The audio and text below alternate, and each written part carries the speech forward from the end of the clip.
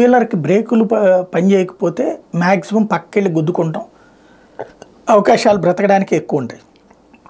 ఏ బండికో వేరే కారు గుద్దుకోకపోతే. కార్లు ఇట్లాంటివన్నీ కూడా గ్రౌండ్ లెవెల్లో ఉన్నప్పుడు కొంత కంట్రోల్ చేయడానికి అవకాశం ఉంటుంది, లేకపోతే చిన్న సమస్య ఉంటుంది, బ్రతకడానికి ఉన్న ఛాన్సెస్ 100కి 90%. కానీ విమానంలో తేడా వస్తే 100కి 100% పోతాం.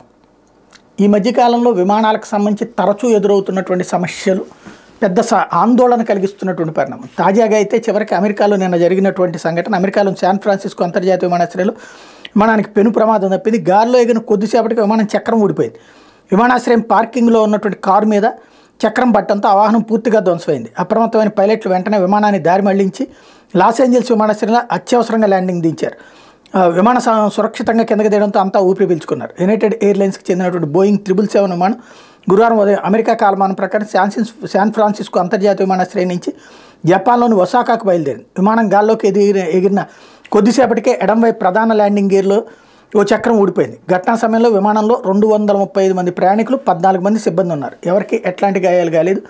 ఆ ల్యాండింగ్ చేసినటువంటి పైలట్కి హ్యాట్స్ ఆఫ్ చెప్పాలి. బట్ ఈ మధ్యకాలంలో తరచూ ఎదురవుతున్నటువంటిది గాల్లోకి ప్రాణాలు అన్నటువంటి పరిస్థితి అవుతుంది.